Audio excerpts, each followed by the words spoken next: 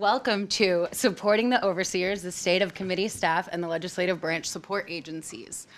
My name is Liz Hempowitz. I'm the Director of Public Policy at the Project on Government Oversight. I'll be the moderator for today's panel. I will keep our panelists in line.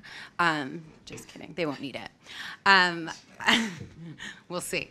I know it's after lunch, so we're going to try and keep this lively, avoid the afternoon slump. I know everybody here is as energized about oversight as I am, so I don't think it'll be a difficult job. Just to introduce our panelists, we have Casey Burgett. He's the Governance Fellow at R Street Institute and formerly of CRS, which is relevant for our topic today. Kevin Kosar, the Vice President of Policy for R Street Institute. Phil Wallach, the Senior Government Fellow for R Street Institute. And Eileen Lawrence, Deputy Assistant Inspector General for Audits at Amtrak, who previously spent 37 years at GAO. So she is an expert on all things GAO, which is also relevant for our conversation today. So I think how we're going to do the panel is our panelists have prepared some remarks. After that, I have a few questions for them to get our discussion started. And then we're going to turn to you guys. This Oversight Summit is for you as oversight practitioners. So I hope you came prepared with questions. And let's kick this off. All right, I will start. Of the three R Street fellas. I'm sorry. There's one thing, I know, I'm sorry. I gotta keep myself in line. There was one thing I wanted to do before we got started, and that was to go through some of the acronyms. I'm sure we will be using a ton today. And then I will turn it over to Casey. So CBO, the Congressional Budget Office, GAO, the Government Accountability Office, CRS, the Congressional Research Service, and IG, or OIG, which is Inspectors General, or the Office of Inspectors General. And now, with that out of the way, to Casey. Nice. Round two. All right, so I was tasked with talking about committee staffs in particular and talking about their role, their capabilities in performing the oversight function, or what they're supposed to do performing the oversight function in Congress. I don't think it will be a huge shock to anyone here that congressional committees, when it comes to staffing, are not particularly prepared for the role that they are supposed to be having and have promised with the new influx of a new party in Congress to take on the oversight role that they've promised to do. And I want to start out with a few caveats. So having spent the last year or so diving deep into congressional data on all fronts, particularly within committees, in talking with people that are experts on this and talking with people in and off the Hill, I just want to throw out a few caveats. The first is that all committees are not equal. I know that that sounds pretty simple, but that is true with their staffing resources. That's true with their authorizations and appropriations. It's definitely true with their jurisdictions, and it's definitely true with how well they are able to respond to the oversight requests that their committee member bosses put on them. Related to that, not all committee staff are created equal.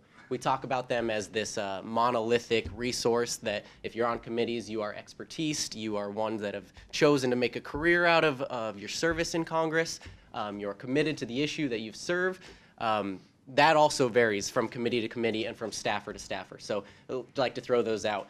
And I want to spend the rest of my remarks talking about a few problems that I see, or at least something to think about as we turn to a new Congress, talking about oversight and the need for it. The first is just talking about general numbers. And Congress, in general, is facing a staffing resource problem. The offices are not equipped to do the jobs of a $4 trillion, $5 trillion government with constituent service requests, policy creation, and that's true on committees too.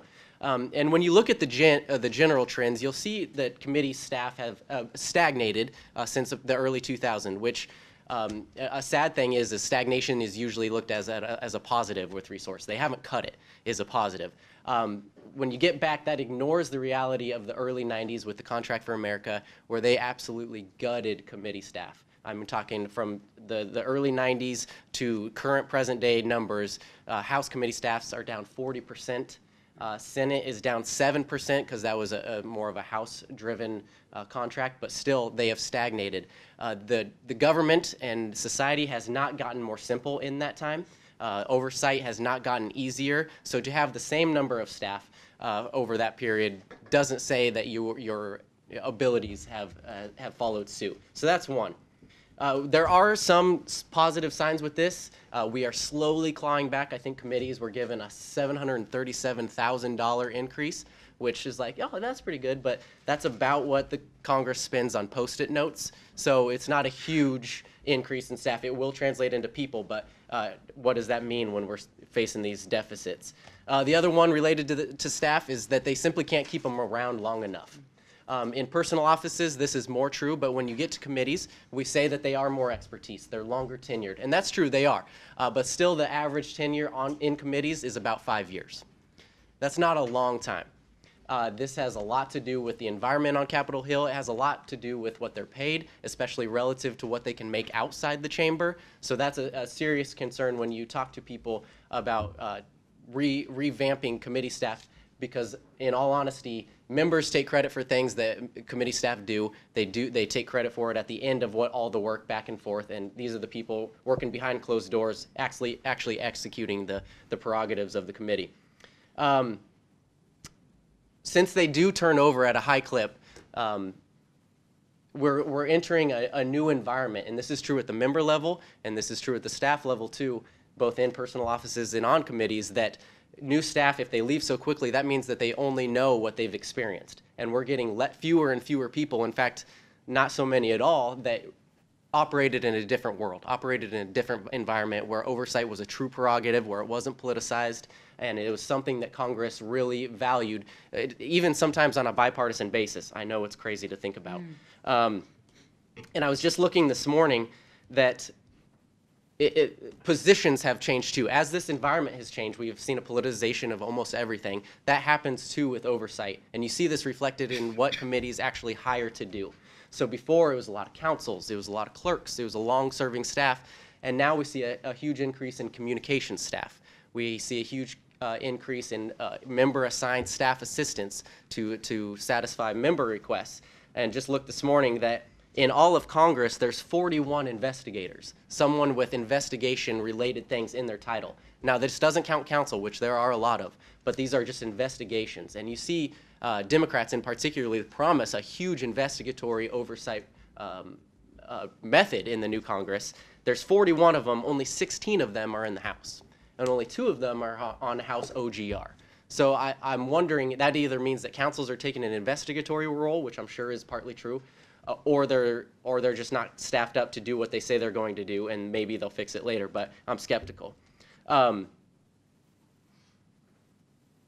The final thing is outside Congress, and this is something that needs to happen intra-institutionally, across branches, and that's that if you ask any committee staff what is a huge burden on their job, they'll mention turnover, they'll mention young staff, they'll mention training, but always at the top of their list, they'll ask, or they'll mention that the amount of information requests that they have to make of agencies is just absolutely unbearable. It's no good for them, it's no good for the agency, which makes it so that if every request is urgent, because it matters to some member on that committee, that information request, otherwise it wouldn't be made, that means that the ones that they really need as a committee to move things forward are taken, they're ignored at first glance. And I've talked to staff that just say that their committee liaison on the agency side says, yeah, it's a rule of ours that we ignore 3 requests, and if you come back for a 4th time, then we'll start talking.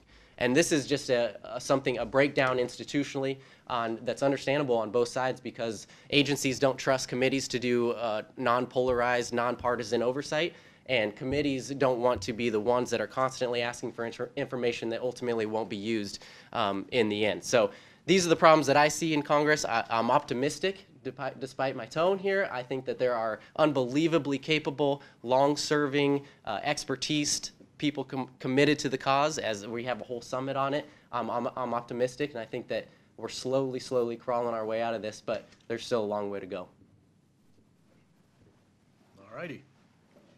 Well, my topic is the Congressional Research Service, which aids oversight in various ways. And as a preface, I should note that I worked at CRS from 2003 to 2014 as a nonpartisan analyst, taking requests from Republicans, Democrats, everybody. And I also served as an acting research manager there. I left to work at R Street, a think tank, but I remain a very big fan of CRS, and I've been an advocate for increasing its funding and for giving it more operational freedom. The reason I'm passionate about the agency and think so highly of it is because I just see it as an absolutely essential entity for a mass representative democracy. And the reason I say that is people who are elected to Congress arrive here in DC with a very difficult task, overseeing a $4.5 trillion executive branch with 170 plus agencies, tens of thousands of pages of law, and more than 180,000 pages of regulations, which are like mini laws. Who could be equipped to handle that situation? Nobody. Nobody is adequately trained, and no person could ever be learned enough to be able to grasp even the teeniest part of it particularly well, let alone the whole. So this is why elected officials need a core of nonpartisan experts who can help them understand what's going on. And that is what CRS does. Now, my comments today are based on a law review article I published some months ago titled The Atrophying of the Congressional Research Service's Role in Supporting Committee Oversight. It was a slightly depressing story to tell. And you can find a link to it at the top of my Twitter account, which is @KevinRKosar, and I've got some paper copies here if anyone's interested. So let me first give a picture of what CRS is supposed to be doing with regard to oversight per the statute. Then I can describe the role that CRS presently plays and how we got here. And then I'll conclude with, believe it or not, a hopeful note. All right, CRS. It was established 100 years ago, but was reborn into its current incarnation in 1970. This was an era when Congress sought to claw back its Article I powers. They did this through a whole number of means. One mean was to take the Legislative Reference Service and to rechristen it the Congressional Research Service and give it more powers and more responsibility and a heck of a lot more staff.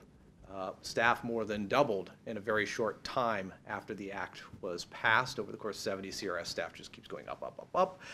And CRS was also empowered to hire senior specialists. These were people who were paid above the GS-15 level, who were to be preeminent experts in their field. And the point of this was Congress had tried to strengthen the committees to turn them into engines of policy and oversight. That was what legislative reform was very much about. And they realized the committees need help. So that's why they had CRS bulked up, so that CRS staff could perform this role with committees. They were supposed to work hand in glove with committees and to do lengthy, deep dive engagements. Now, from the 70s to the 1990s, this arrangement worked pretty well. CRS analysts aided numerous major oversight efforts, Watergate and the Whitewater investigations and other headline-grabbing activities. Other oversight activities were way less newsworthy, or shall I put, news-making. They were newsworthy, but not news-making. Congressional hearings and deep dives on government reorganization, budget process reform, intelligence agency oversight, that got some ink. Whistleblower protection, these sorts of things were ongoing, and CRS was regularly playing a role in these. CRS analysts at that time would help run hearings, help pick witnesses, compile and analyze information extracted from agencies. They didn't stay in their office in the Madison building. Rather, they were in one of the Hill offices, working out of their particular committee's office. That's the way it was. CRS memoranda and reports back then very often were published by committees as part of their final hearings or as standalone committee prints. Back then, it was pretty easy for a CRS specialist or analyst to spend extended periods of time with committees. I talked to some of the folks who served in the 1970s, and they said, yeah, committee would call you directly. You would basically fill out a form, hand it to your boss, and say, well, I got to go help this committee. That was that. You could disappear for months. And this was a wonderful win-win arrangement. Committees benefited from nonpartisan expertise, and CRS researchers got to apply their deep knowledge and training to study policy problems through extended engagements that would go on for months. Over time, unfortunately, CRS's role in deep dives oversight began to diminish. One factor accounting for this is declining CRS staff counts. The agency grew from around 360 employees in 1971 to just under 800 in 1985. By the time I arrived in 2003, it was down to barely 670, And while I was there, it declined further to around 600. Now, some of these staff, admittedly, were replaced through automation. For example, desktop PCs meant the agency no longer needed typists, for example. But Congress's appropriations just didn't keep up with the rising compensation costs at the agency. CRS, one of the ways it attracts talent and keeps talent is by paying people well. It's one of those rare positions in the government where you don't have to be a manager to go all the way up to GS 15, which is somewhere around $150,000 or so in salary.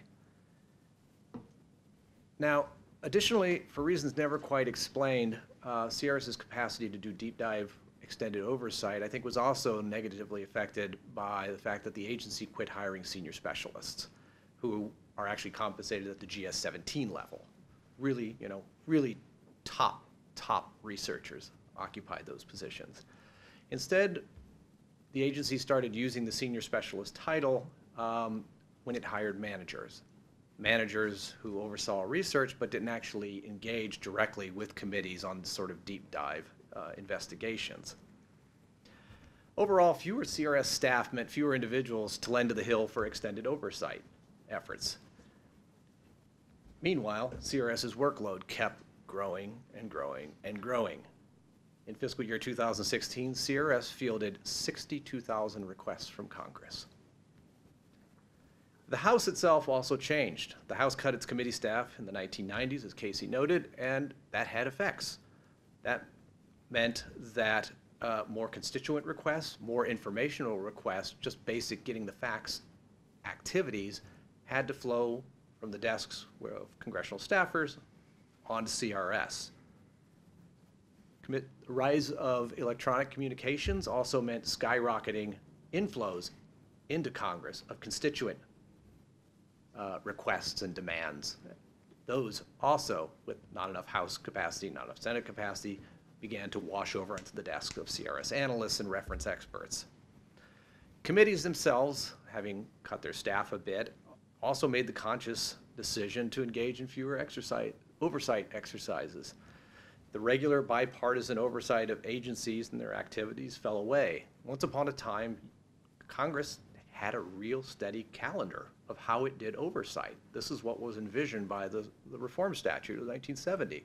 That they were supposed to be regularly overseeing agencies and that you could kind of almost set your watch to it. There's not much of that anymore. Oversight seems to be largely catch as catch can.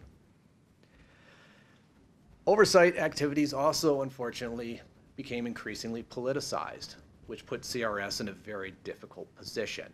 On the one hand, the agency you would think would want to help Congress do these deep dives, but on the other hand, you don't want to get anywhere near these highly politicized things because you face the retribution possibly of one side or the other saying, well, you're working too much for the majority or the minority or whatever it might be. And of course, CRS, the only revenue it gets is appropriations. So you don't want to tick off somebody who might come after your appropriation. So over time, this environment led to, as best I can tell, CRS doing far, far fewer deep dive investigatory oversight with committees. And so we find ourselves in this peculiar spot long after the 1970 Reorganization Act, where statute on the one hand says basically that CRS is largely supposed to be aiding committees, but right now the vast majority of what CRS does is for individual members of Congress, and it's not necessarily oversight. So what's the good news after that tale of decline and woe? First is that, to be perfectly clear, CRS does continue to do a lot of oversight for Congress. It may not be going across the street and staying there for multiple months, but they're there. Committee staff regularly download CRS reports and legal opinions, request memoranda to help them out, call analysts over to advise them on questions to ask at hearing, and those sorts of things. CRS also tends to receive lots of research requests from most, if not all, congressional committees, all of which is good. They're still engaged. They're doing what they can. Second, the other piece of good news is that the FY 2019 appropriations bill provided $21 million more for CRS to spend on staff. Now, mind you, CRS's baseline budget was around, what, $110 million? So $21 million is a large bump And so CRS is in fact hiring. If you go to their jobs page, you'll see a lot of jobs listed there. How many of those are new jobs is not entirely clear to me. I'm not sure what the ultimate FTE count is going to be as a result of this spending bump, but this is positive. Staff counts are going to go up a bit. Now, whether CRS will be able to do more deep dive oversight engagements with committees, that's really unclear to me. I would not expect it. I think it could happen, but I think first and foremost, it would have to be initiated by the agency itself. It would have to proactively reach out to committees of jurisdiction, develop trustworthy relationships with them, and make the offer of bringing people over to do the sort of work that it used to do much more frequently. It'll also take, honestly, committee chairs who take oversight seriously, who do not treat it as just an exercise in scoring points or as an afterthought.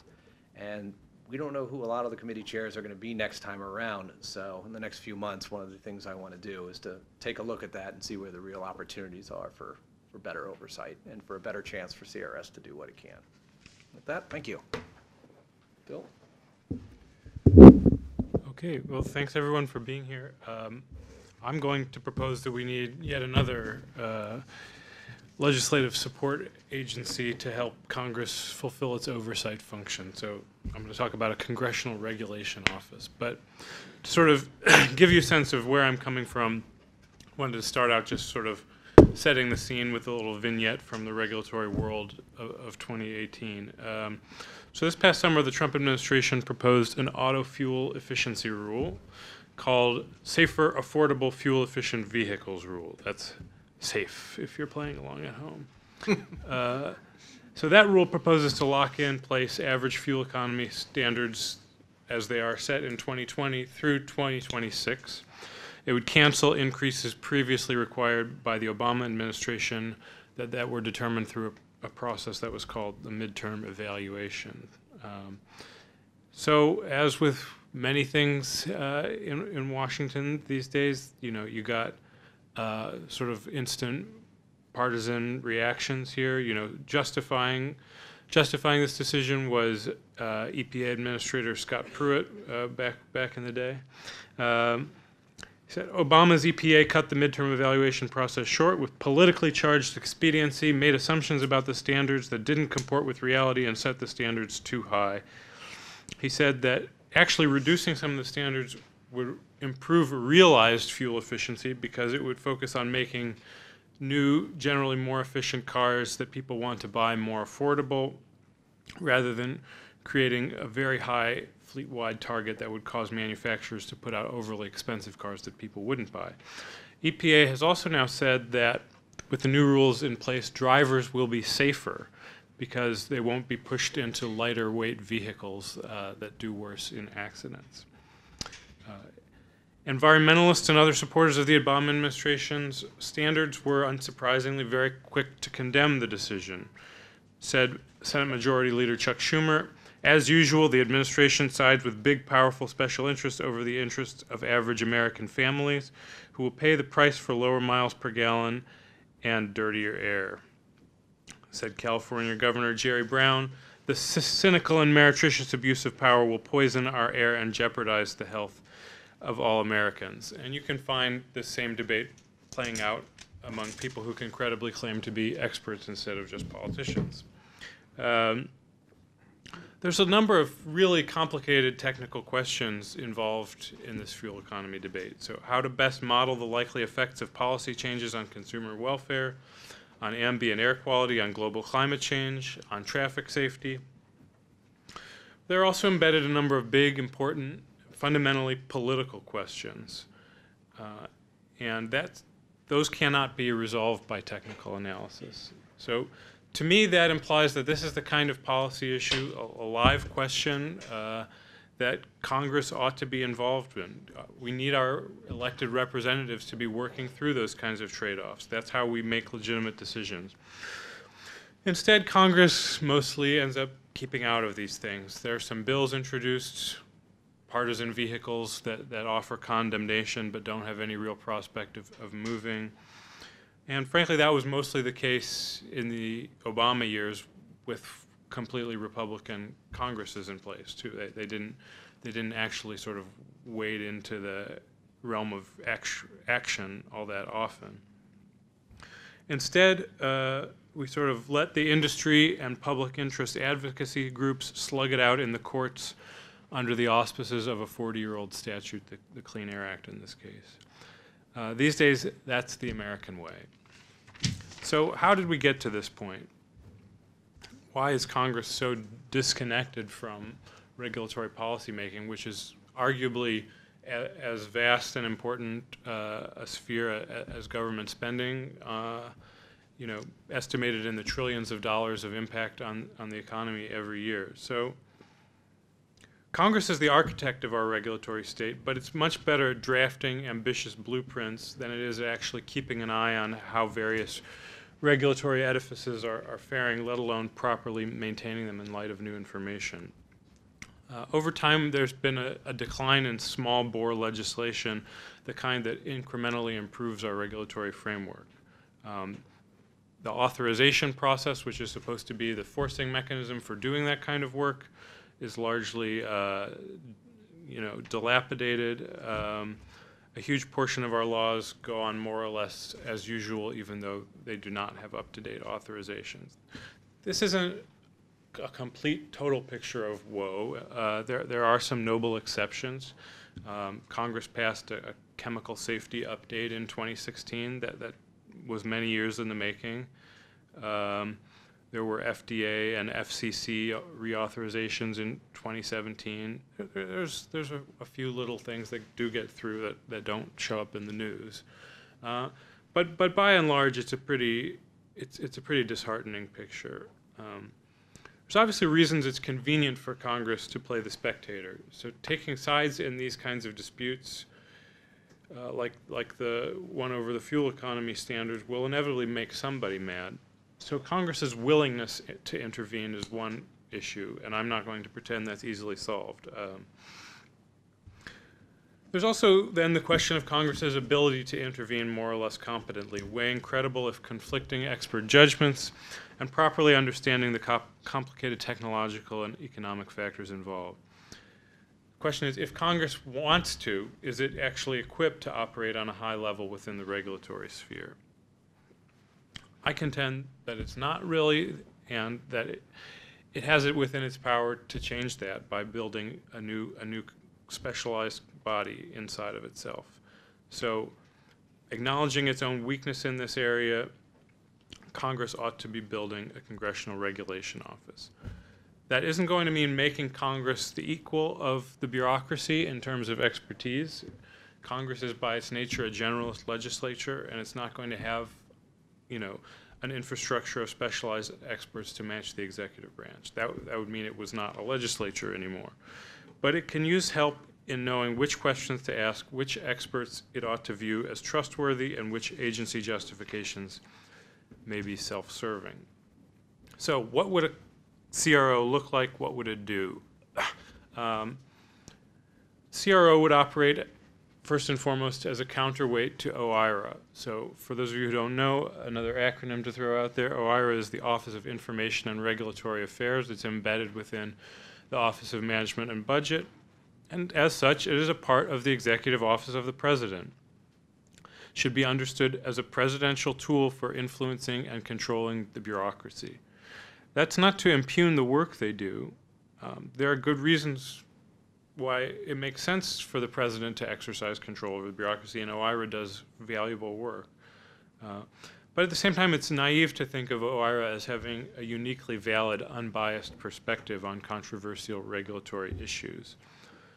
Right now, Congress does not have its own dedicated capacity to be able to go toe-to-toe with OIRA. It ends up very dependent on it in many ways.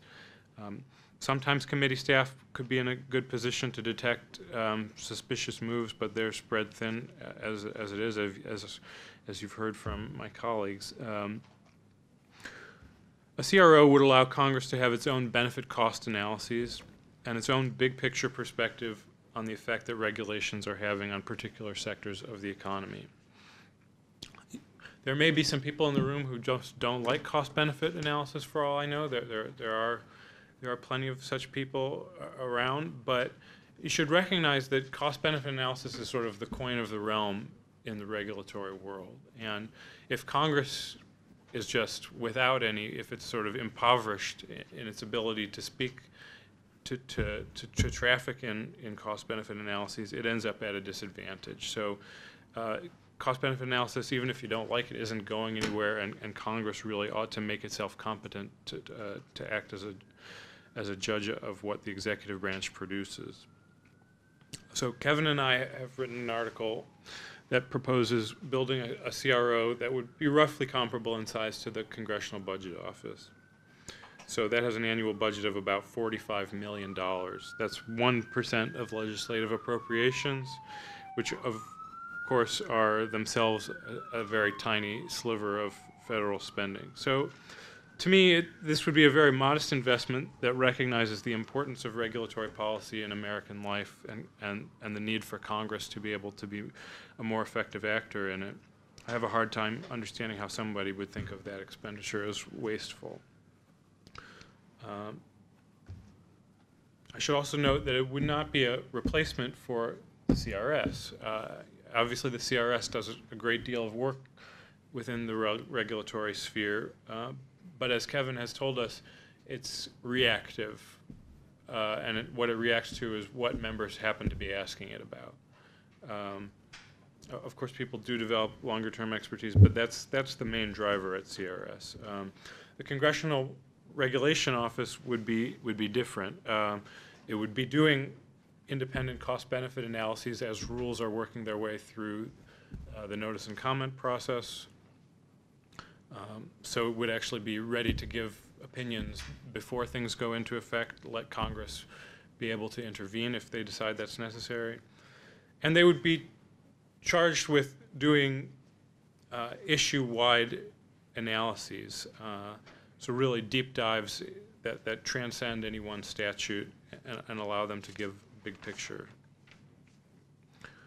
So without a Congressional Regulation Office, Congress's big picture thinking is supplied to it almost exclusively by lobbyists who craft narratives of regulatory failure. Those are sometimes accurate, but always self-serving. Interest group-driven statutory overhauls will always be inherently suspicious, but CRO-driven reforms could be more trustworthy. And obviously, as we saw from the experience of the Office of Technology Assessment, which got killed off in the mid-90s, an office like the Congressional Regulation Office can only survive if it establishes a reputation as being a credible nonpartisan broker. If it's seen as just a cheerleader for one side or the other side will kill it off at the first opportunity. Some other thoughts, if anyone was curious about how this could fit in with RAINS Act, feel free to ask about them in the question, but I think I've gone on long enough, so I'll stop there. Okay, I guess I'm wrap up. I wanted to say good afternoon and also thank Pogo for the invitation to join you this afternoon. And as just a reminder, I'm going to give some personal observations about the Government Accountability Office, or GAO. And I've been asked to talk about some of the challenges we face in trying to provide support to the Congress. I should confess, though, early in my career, which has been long now, I was the representative woman on these panels. Now I'm the representative senior citizen. So that's been a stark reality for me. But I hope you interpret that to mean wisdom and experience and expertise. I'm going to talk about 5 challenges I think GAO has in supporting congressional staff and some of the things we've put in place to try to manage those challenges. And I would hope my congressional colleagues in the office can let me know if I left any out or give some perspectives about how well those mechanisms might be working. First is our ability to be timely. Second is our ability to align our work with the congressional needs and interests. Third is our ability to keep and maintain our independence and objectivity in a highly political environment. Fourth is trying to communicate more effectively. And fifth is having enough people and expertise to cover the complex nature of the issues that Congress is trying to deal with. So 37 years at GAO and now 3 with Amtrak IG. All those years, it's one of the biggest challenges is can we provide decision makers with the information they need in enough time, early enough in time to make those decisions. GAO is more of a deep dive research organization, and we're known as the congressional watchdog.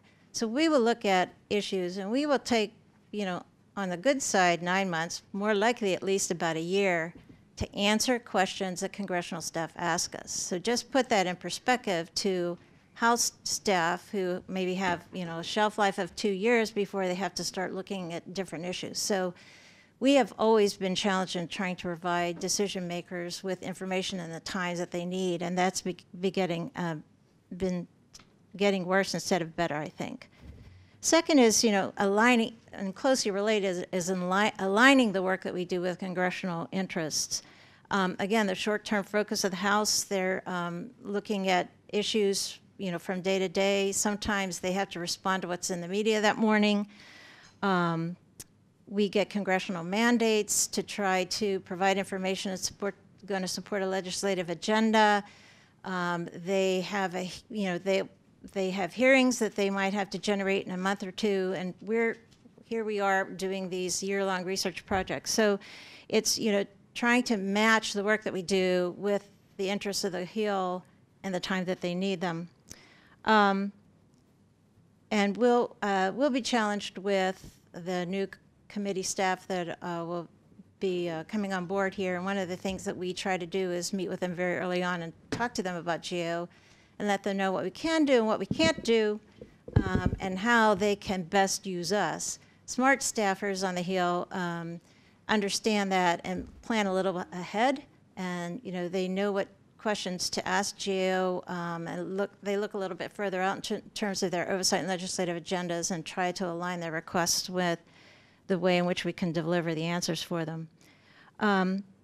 We also have a couple of signature reports that we do from year to year or every couple of years. One is our high-risk list. These are national level issues that GAO has decided over the almost 100 years now it's looking at the federal government. These are the signature issues that we think Congress needs to deal with. And every 2 years we give them a report card on how well we think the government's responding to those issues. So that's something that they know that's coming out every 2 years. The other thing we've been doing now is really looking at duplication and wastefulness across the government, and we've been regularly reporting on that to probably mixed success on the Hill in terms of their ability to act on that and take the budget cuts and make the adjustments that we're recommending. One of the other things that probably maybe is a little bit of a barrier is sometimes we have access issues. Look, it's not, agencies aren't really excited when we come in and say, we'd like to take a look at what you're doing. So I spent a lot of time looking at the Department of Justice and some of the intelligence issues, and we had pretty significant access issues in trying to get information from the agencies to be able to meet congressional needs. There's a long history of GAO and its ability to do work in the intelligence community. So sometimes access challenges also hinder us into being able to, or a challenge that we have to deal with to meet the congressional needs. Third, independence and objectivity. So we're almost 100 years old, so we've kind of seen it all. We've seen parties come and go in terms of power, and we've been able to weather those changes, and that's because we are relentless at trying to be independent and objective in terms of the work that we do. And that's not easy to do in a highly political environment where, and that's probably becoming more so in current environment. So we have we've put a number of things in place to try to deal with that. Back in the mid-90s, under the Contract with America, GAO was also cut from over 5,000 staff to 3,000. And in part because we were perceived to be politically biased. Before Newt Gingrich and the Republicans took control or gained power, there's a traditional there's a long tradition of Democratic control, and we were doing work for the party in control, and it came back to bite us. And so I think part of the reasons why we were cut is because that the perception that we weren't independent. And so that was a wake-up call for GAO, and we've put a number of things in place now to try to help deal with that. Things such as we try very hard to get bipartisan requests so that we get both the minority and majority to sign the requests and ask us the same questions. We also make sure that we keep each other informed of the work that we're doing. We treat requests from chairs, committee chairs, equal with committee ranking members. We make sure that we share publicly our results after they're issued. So we do everything that we can so that there are no surprises, and that we are trying to give equal weight to both sides of the issues, or both sides of the House.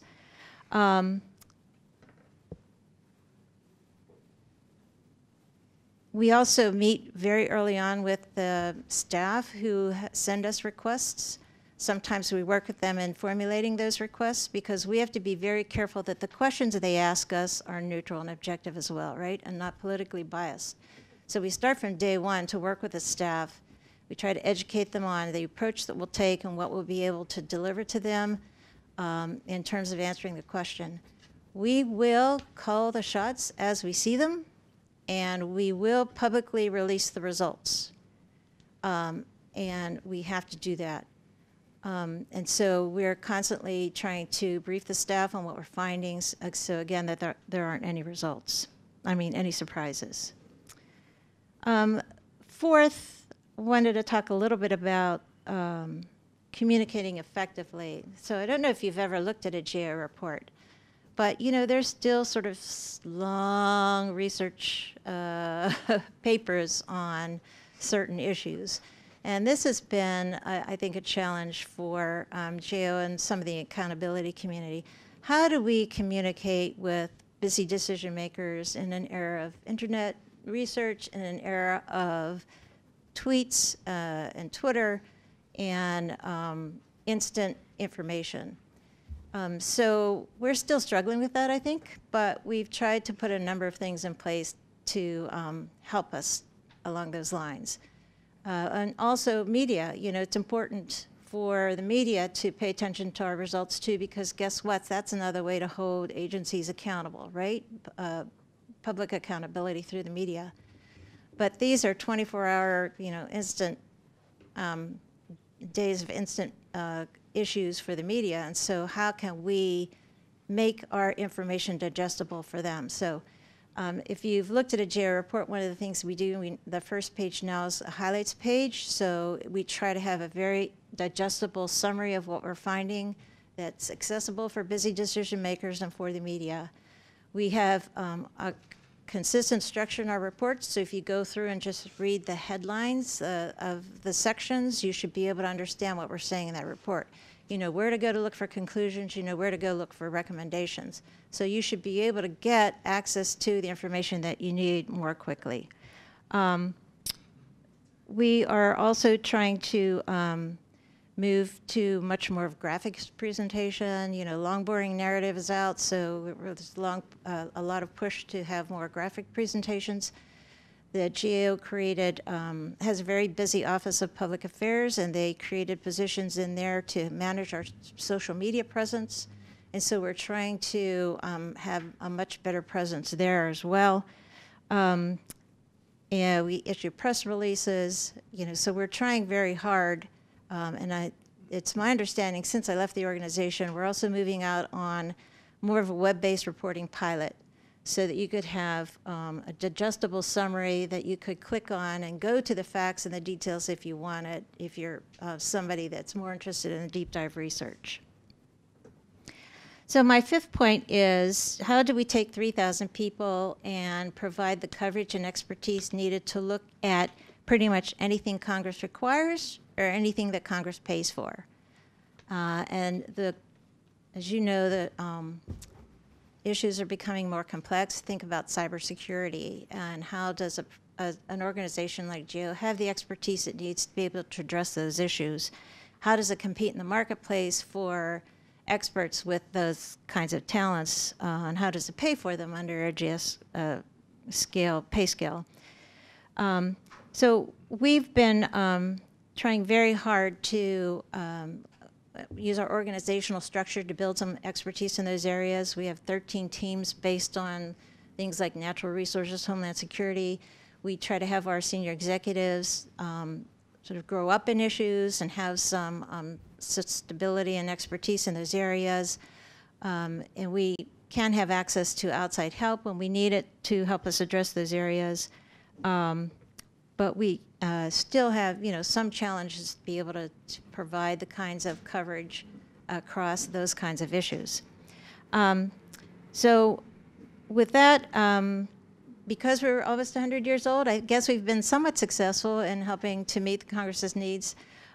We still, I think, are one of the top 3 to 5 agencies in the yearly annual survey about best places to work in the government.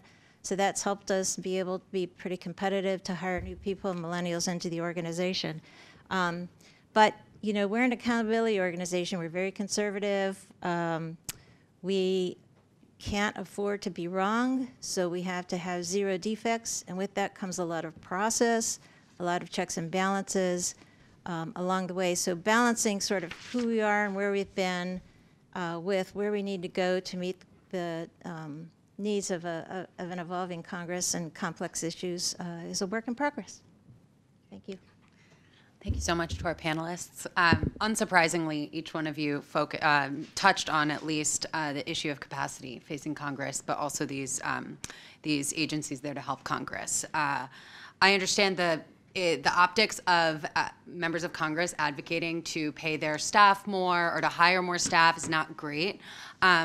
I would say that it would be good policy to do so, but best policy and best practices don't always mean the easiest thing to do. So my first question is whether or not it's realistic to expect or to push Congress to invest in itself. It sounded like a lot of the ideas that you guys have brought up would require that on some level. And so I think before we kind of take on this issue of capacity, really we should be thinking about how realistic is it, and even if it's not that realistic, comparing that realisticness to the importance of making sure that Congress is properly staffed and given the resources it needs. So open that to the entire panel.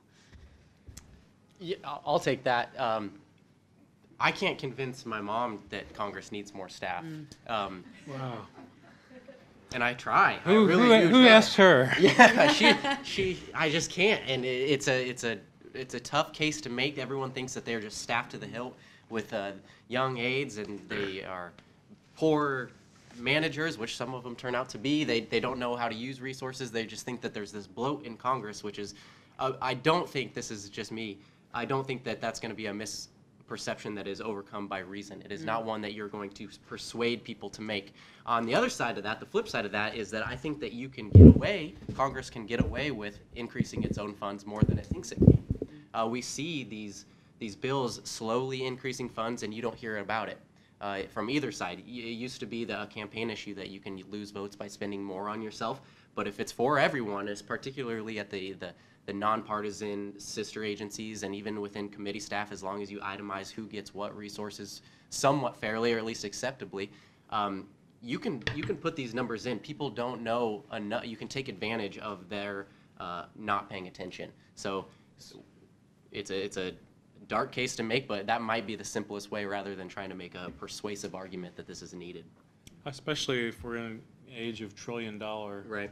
deficits, and it's a different environment than it was in 1995 or 2011. Right now, I think asking for a few $100 million extra dollars, that's who's really going to get excited about that? For my part, I would say that the good news is over the last 4 years, legislative branch spending has gone from 3.2 to 3.8 billion. That's $600 million increase. Now, some of that's going to the architect of the Capitol and to other sorts of stuff that's not readily connected with staff capacity. But as I said in my remarks, $21 million more for CRS. That's an extraordinary development. And I think that it's absolutely true that anybody who stands up in Congress says, I want more money so I can have more staff on my personal office, is going to have a hard time making that case, because there is evidence that the public thinks individual members of Congress are overstaffed. But when it comes to like how many people are working at CBO, there's no connection in a member of the public's mind. I would say that most members of the public, quite frankly, A, don't know about CBO, and B, wouldn't even know if it was a legislative branch thing, and C, they're not going to see like some sort of nexus to corruption. I mean, with the personal staff, it's the image of like, oh yeah, you guys are paying people to drive you around in limousines and to wait on you hand and foot, and the famous senator who used to always have a hot dude service her bag guy. Like that sort of stuff, like, yeah, that ticks off voters. But the other stuff, I don't think it has a whole lot of salience. So I would hope that we'd have more members of Congress continue to invest in these kind of shared services. I can just speak to GAO. Look, when we go into agencies and we find deficiencies, what's the first thing they tell us? We don't have enough money and resources, right? Well, we don't make those recommendations to Congress. We go back to the agencies and say, no, you set the priorities on how you spend your money, and until you can demonstrate that you're spending what you have already as efficiently and effectively as you can, we're not going to make the case for you to get more additional resources. So if we're telling agencies that, we have to practice that ourselves within our own organization. And so GAO tries very hard to say, based on the resources Congress provides to us, how can we best use those? How can we align those resources to meet the needs of the Congress? How can we be more efficient? Can we cut our own costs and do everything possible before trying to make the case for additional resources? There are some downsides to that because we get more requests from the Congress than we can manage. And so we have, if we get requests from individual members of Congress, we usually don't have enough resources to get those requests because we give priority to chairs and ranking members. We also, because we have a backlog, sometimes that means it's going to take a while before we get to do the research to answer your question. So there are trade-offs there, but our mantra is be most efficient and effective as possible with the resources we have before we ask for more. The agencies that we were talking about today are non-political agencies, but they are often asked to weigh in on political hot topics like climate change, the DHS and ICE family separation policy, the Affordable Health Care Act. How should those agencies weigh the politics of those issues in their analysis? And should they weigh those the political hot buttons while they're putting out resources that are supposed to be nonpartisan, fact-based? Kind of how do you guys see the role of these individuals and their kind of their judgment about that? I think if they get dragged into the realm of making political recommendations, that's it. They're done for. Mm-hmm. So, in the history of the Congressional Budget Office, for example, the first director, Alice Rivlin, who's my former colleague at Brookings, she just made it very clear that this is an agency where we figure out how much things mm-hmm. are going to cost. And then we tell you that, and you go figure out what to do with that information. And the agency developed a reputation for playing it straight, and so I think it has a good reputation on both sides of the aisle. I think it's been challenged in recent years mm-hmm. Because there's some very fraught questions about modeling assumptions. Mm-hmm. And some people think that CBO ought to be more transparent about exactly how it goes about doing certain analyses. And I'm sympathetic to some of those criticisms, actually. But I think the main thing is structurally these have to be support agencies. We help you figure out the facts about something, and then you have to go make the political choices. Yeah, I think my only pushback there is I think now we're in an age where facts are becoming politicized. I think in 2017 there was this move by the Freedom Caucus to almost zero out CBO and I think it was largely in response to how they scored plans to roll back the Affordable Care Act. And so I don't know if the logic of relying on facts carries as much weight as it used to. Luckily, those efforts last year did not succeed. The plan there was to allow think tanks who already aggregate cost data to kind of carry on that role instead of CBO.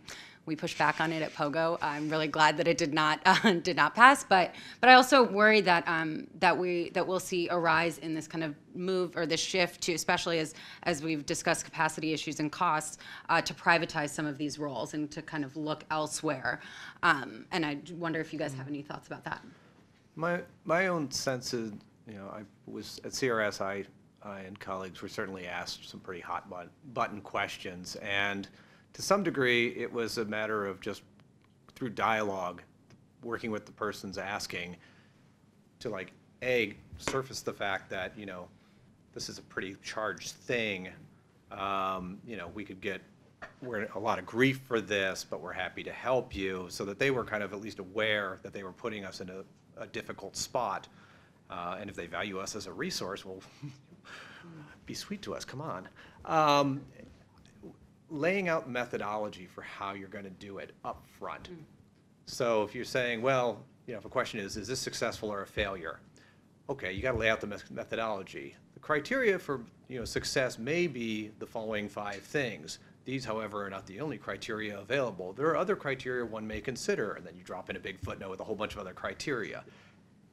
So you put that sort of stuff up front, and honestly, another thing that agencies do to try to defang blowback is to write in something akin to Alan Greenspan speak, very passive language. On the one hand this, on the other hand this. Critics may argue. You put lots of citations on both sides of the sorts of things to show that you've kind of done your due diligence and you have taken in a full range of views and perspectives and data sources and this, that, and the other. And it just, it makes for a more plodding read, which is a downside for the poor congressional staffer who requests these things. But on the other hand, you're getting the full enchilada. And, still you can go through all that. And if you just have somebody who just wants to yell and scream about something if they don't get the answer they want, it'll happen, and you take your lumps, and thankfully Congress is a majoritarian entity, so the ability to really lash back at a legislative branch support agency is it's not easily done. And I loved the point you made earlier, Eileen, about when you're at GAO working with offices to craft what kind of questions to be asking. I think that's clearly, to me, it seems like a best practice that I would hope all the legislative support agencies are engaged in. I'd like to open up to the audience now for questions. We have a mic coming around. Appy, if we can start up here.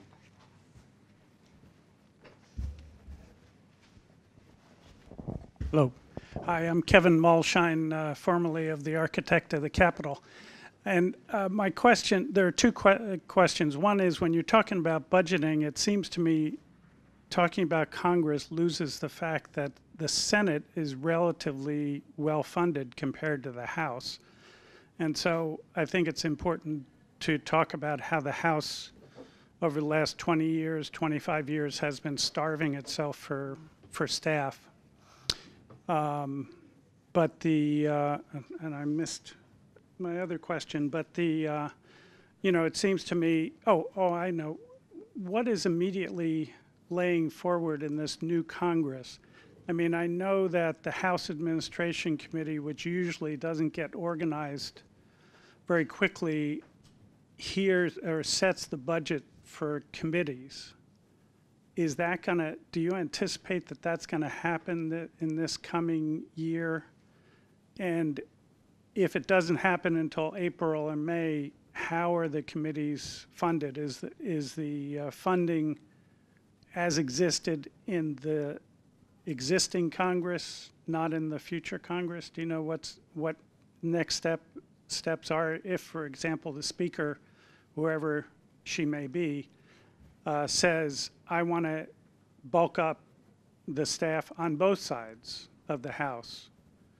What's the first opportunity that she will get to do that? There's a lot there. To your first point, yes, the Senate and the House, there are absolute differences. Their numbers are comparable, but their membership isn't.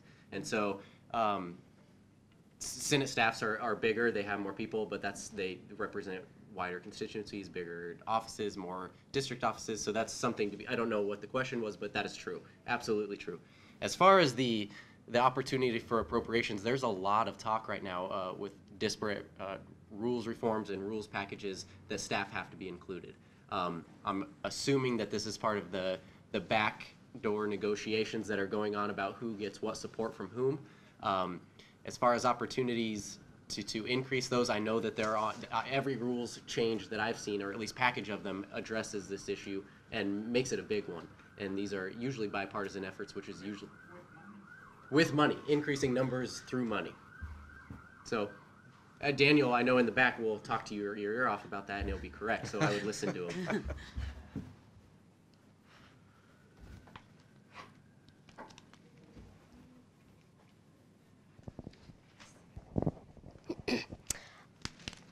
My question is about the Congressional Regulation Office.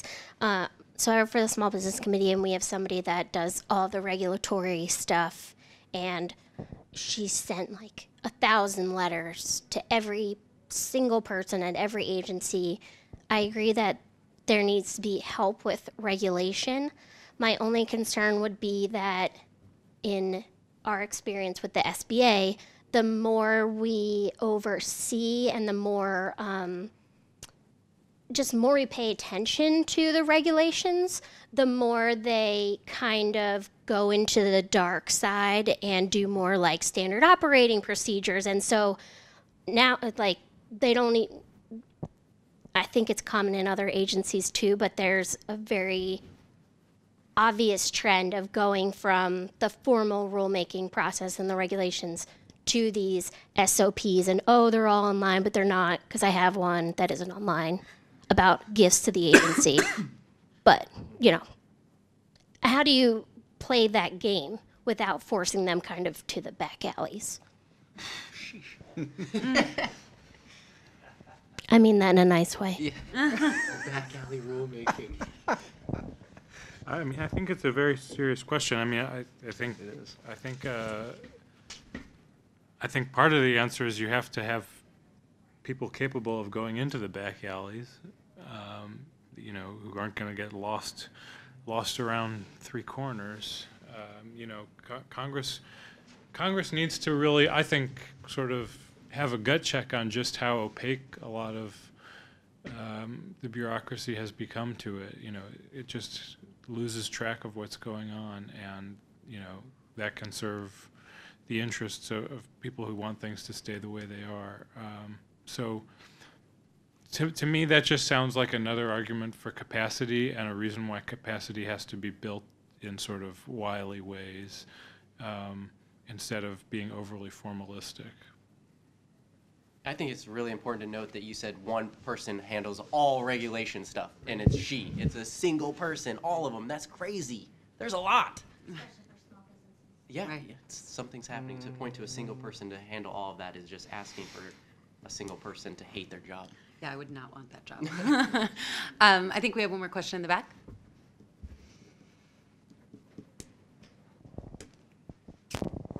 Thanks, hi everyone. Daniel Schumann with Demand Progress. I have a GAO related question. So you had mentioned earlier about GAO's ability to engage oversight of the intelligence community, and I know that there's been problems where where the intelligence community has refused to recognize GAO's authority and says that it will often only give information to the intelligence committees. And I know there's been sort of legislative back and forth on this.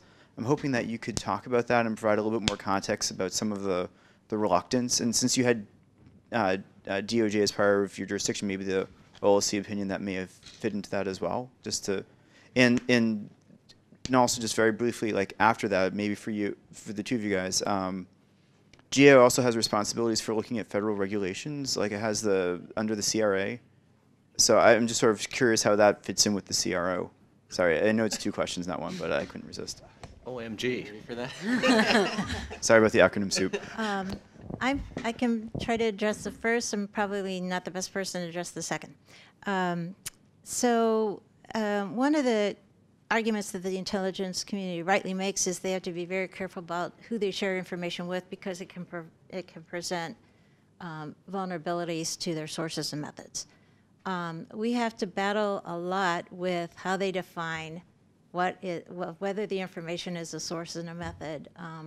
And on a case-by-case basis, we've been slowly chipping away at those issues and developing working relationships with the intelligence communities. We've had success in the past with some of the military intelligence organizations. We've been able to do work in that area. We've been making some progress with CIA and some of those as well. And then I did a body of work where we sort of snuck into the back door of the intelligence arena through state and local organizations, state and local fusion centers, FBI, et cetera. So we're making progress, but there's a long history of not welcoming us into the community, and whether we have the statutory or legislative support to do that. And the FBI was.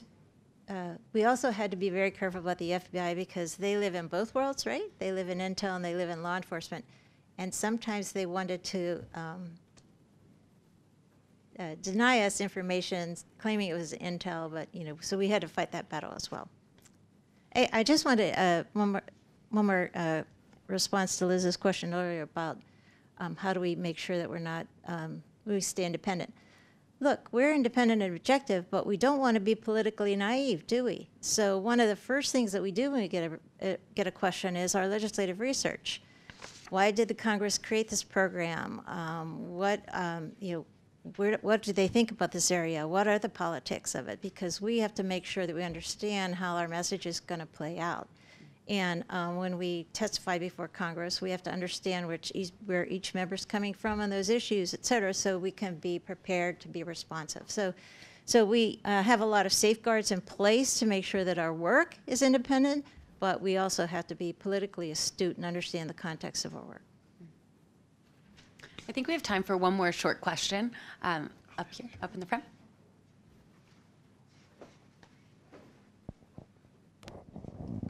I'm familiar with two GAO reports on single-payer systems during the 1990s, and I've been resurrecting them for some of my congressional representatives to use in the next session now that they have the majority. Do you remember working on any of those? They are both very positive, and they state that the system will pay for itself by eliminating the insurance industry, which skims billions off the top of money intended for health care. Well, first of all, I'll pay you later for using our reports and resurrecting them. I was never really in that field in GAO. I was in defense, homeland security, some environmental issues, but I have colleagues that have done that work, so I can't speak to it. So sorry about that. I do love telling people when I meet people from CRS or GAO that I've read their reports, and they're always very grateful to hear that.